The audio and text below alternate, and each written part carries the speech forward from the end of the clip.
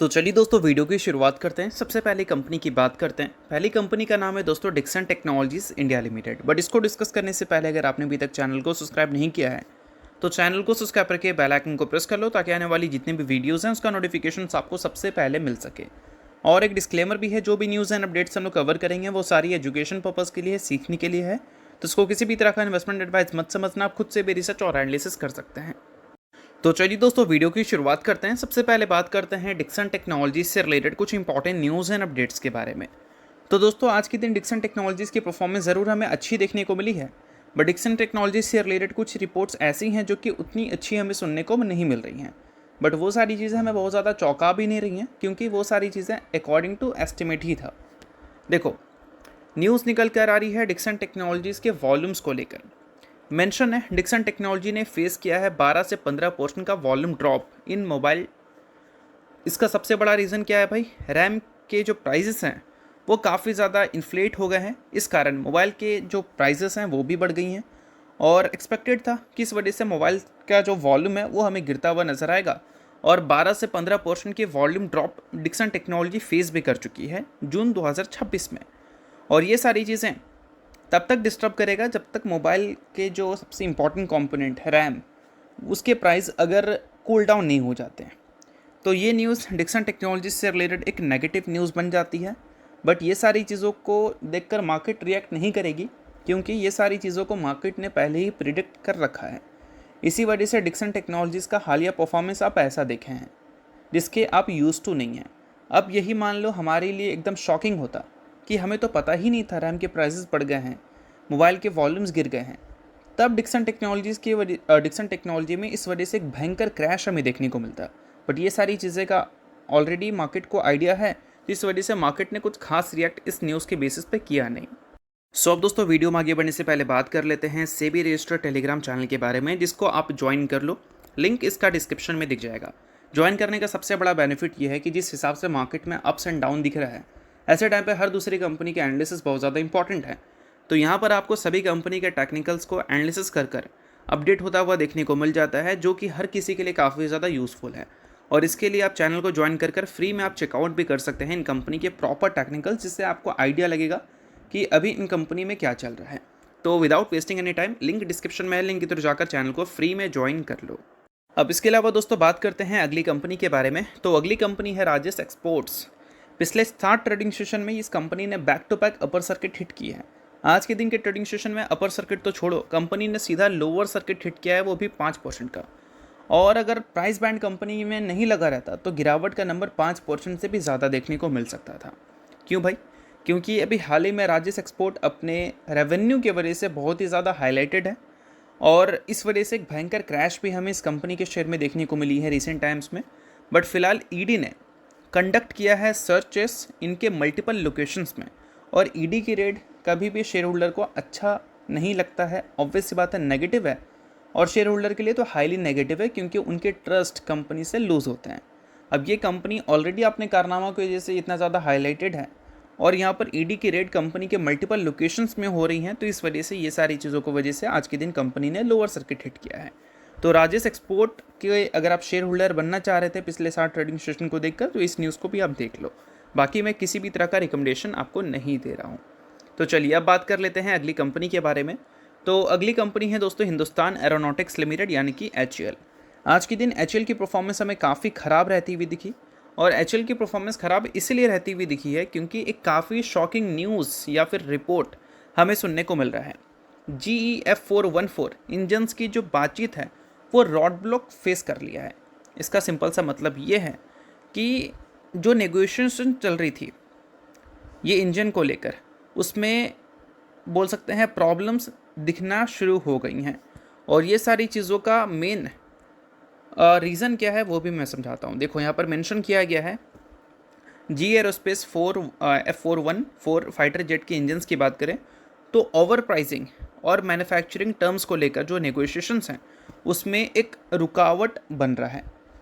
और ये चीज़ें कहीं ना कहीं एक सबसे बड़ा कंसर्न ये क्रिएट कर रही हैं कि जो इंडिया के AMCA हैं उसके जो टाइमलाइंस हैं, AMCA मतलब तेजस MK2 की बात हो रही है, और नवाल फाइटर प्रोग्राम की बात हो रही है, उसका जो टाइमलाइन है वो अफेक्ट होने वाला है, और साथ में जो कॉस्ट है वो भी अफेक्ट होने वाला है। और इसका मतलब सिंपल सा भाषा में हम ये कह सकते हैं कि एचएल के जो डिलीवरीज़ हैं वो फिर से हमें डिले होती भी नज़र आ सकती है। और डिलीवरीज डिले का मतलब एचएल के एग्जीक्यूशंस आज भी एक बड़े कंसर्न हमें दिखाते हुए नज़र आ रहे हैं। कितने बड़े ऑर्डर्स होने के बावजूद भी कंपनी के एग्जीक्यूशन ऑन टाइम हमें नहीं दिख रही है, डिलीवरीज हमेशा डिले ही देखने को मिल रहा है। तो ये सारी चीज़ें आज के दिन एचएल के शेयर को तोड़ दिया है, और गिरावट के रीजंस भी आपको समझ आ गया है। बाकी इसके अलावा कुछ और न्यूज़ की बात कर लेते हैं जो कि अच्छी है। एक रिपोर्ट निकल कर आ रहा है कि इंडिया मेजर डिफेंस एक्सपोर्ट कर सकती है।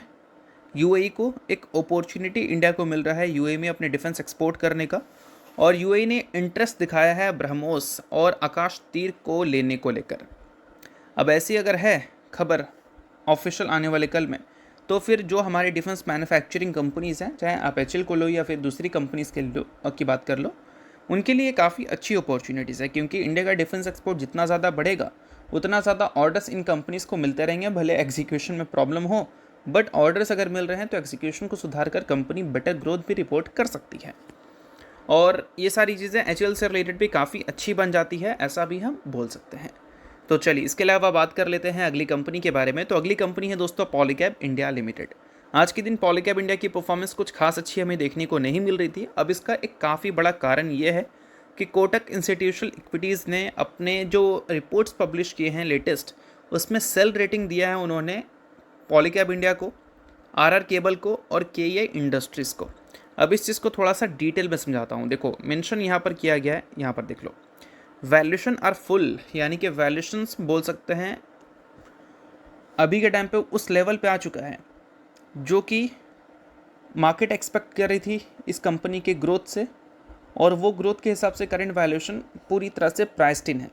अब यहाँ से कुछ अच्छी चीज़ें सुनने को मिलेंगी तो फिर वैल्यूएशंस मैनेज हो सकता है, बट अगर कुछ अच्छी चीज़ें सुनने को नहीं मिली तो वैल्यूएशंस करेक्ट होने की पॉसिबिलिटीज़ भी हैं।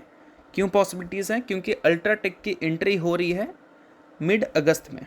अल्ट्राटेक की दोस्तों अगर हम बात करें तो उससे पॉलीकैब इंडिया क्यों परेशान हो रही है मैं समझा देता हूँ। देखो अल्ट्राटेक जो है आदित्य बिरला ग्रुप की कंपनी है, और वो करेंटली 1800 करोड़ का कैपिटल एक्सपेंडिचर कर रही है एंट्री लेने को लेकर वायर्स एंड केबल्स इंडस्ट्रीज़ में, और इसके लिए वो न्यू मैन्युफैक्चरिंग फैसिलिटी सेटअप कर रही है नियर भरूच, और एक्सपेक्टेड है कि लेट 2026 तक उसकी एंट्री हमें देखने को मिल जाएगी। अब उसकी एंट्री देखने को मिल जाएगी तो इसका मतलब एक न्यू कॉम्पिटिटर आ जाएगा जो कि बड़ा नाम है, और उसके वजह से बोल सकते हैं जो प्राइसिंग डिसिप्लिन है वो लगातार हमें चैलेंज होती हुई दिखेगी। यानी कि पॉलीकैब इंडिया के जो प्राइजेस हैं, केईआई के जो प्राइजेस हैं, वो हमेशा चैलेंज होंगे अल्ट्राटेक से, क्योंकि प्राइसिंग इश्यूज़ अगर हमें देखने को मिले इन कंपनीज़ के तो फिर अल्ट्राटेक के तरफ बोल सकते हैं लोग शिफ्ट हो सकते हैं। और ये सारी चीज़ों की वजह से बोल सकते हैं पॉलीकैब इंडिया, केईआई इंडस्ट्रीज़ और आरआर केबल के जो वैल्यूशंस हैं उसको वार्न किया है कोटक इंस्टीट्यूशनल इक्विटीज़ ने। और हाल ही में अगर हम कॉपर की बात करें तो उसके प्राइजेस पे काफ़ी तेज़ी से हमें नीचे आते हुए देखने को मिले हैं। पिछले 5 ट्रेडिंग सेशन में 7% तक कॉपर के प्राइजेस हमें लुढ़कती हुई दिख चुकी है, और ये सारी चीज़ें उनके लिए बहुत अच्छी है जो कॉपर के बढ़ते प्राइजेस की वजह से पॉलीकैब इंडिया के वॉल्यूम्स में गिरावट एक्सपेक्ट कर रहे थे, बट अब उनके प्राइजेस में गिरावट हो चुकी है। तो हो सकता है कि कुछ खास डैमेज हमें पॉलीकैब इंडिया के वॉल्यूम्स में देखने को ना मिले। बढ़ते प्राइजेस में भी डैमेज नहीं हो रही थी, अब अगर गिर गया है तो और भी अच्छी बात है एक तरह से देखा जाए तो चलिए इसके अलावा बात कर लेते हैं अगली कंपनी के बारे में जिसका नाम है नेटवेब टेक्नोलॉजीज़ इंडिया लिमिटेड। आज के दिन फिर से इस कंपनी की परफॉर्मेंस हमें काफ़ी कमाल की देखने को मिली है, और 2026 की बात करें या फिर पिछले 1 साल की बात करें, इस कंपनी ने आउटस्टैंडिंग परफॉर्मेंस डिलीवर किया है। अब इसका सबसे बड़ा कारण है एआई। मैक्सिमम कंपनीज एआई की वजह से गिर रही हैं, बट कुछ कंपनी ऐसी भी हैं जो कि एआई की वजह से काफ़ी खुश हैं, जिसमें नेटवेब टेक्नोलॉजी जैसी कंपनीज़ का भी नाम हमें देखने को मिल रहा है।